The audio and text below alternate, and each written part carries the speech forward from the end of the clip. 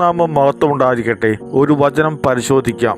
നിങ്ങൾ ഏക മനസ്സുള്ളവരായി, ഏക സ്നേഹം പൂണ്ട്, ഐക്യമത്യപ്പെട്ട്, ഏകഭാവമുള്ളവരായി ഇങ്ങനെ എൻ്റെ സന്തോഷം പൂർണ്ണമാക്കുവിൻ. ഫിലിപ്പിയർ അധ്യായം 2 വാക്യം 2. വിശ്വാസ സമൂഹത്തോട് പറയുന്ന കാര്യങ്ങളാണ്. ഒന്നാവണം, ഏക മനസ്സ് ആവണം എന്ന് പറയുന്നു. വിശ്വാസികളുടെ അടുത്ത് ഭിന്നത പാടില്ല.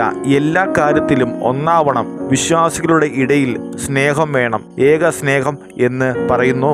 ഏക സ്നേഹം എന്ന് പറയുന്നത് അവിടെ കാശുള്ളവനും കാശില്ലാത്തവനും തമ്മിൽ വിടവ് പാടില്ല എന്ന് വചനം പറയുന്നു. സ്നേഹം പലതരത്തിലുള്ള അവിടെ വിശ്വാസികളുടെ ഇടത്ത് വേണ്ട എന്ന് വചനം പറയുന്നു. ഏക സ്നേഹം അത്രമാത്രം മതി എന്ന് പറയുന്നു. അധ്യായം 12 വാക്യം 16 പറയുന്ന പോലെ തമ്മിൽ ഐക്യമത്യമുള്ളവരായി ഇരിക്കണമെന്ന് പറയുന്നു. വിശ്വാസികൾ എല്ലാ കാര്യത്തിലും ഒരു മനസ്സ് ആവണം. അവരുടെ ഇടയിൽ സ്നേഹം വേണം പറയുന്നു. ഏക സ്നേഹം എല്ലാ വിശ്വാസികളുടെയും അടുത്ത് കാണിക്കണമെന്ന് പറയുന്നു. ആമേൻ.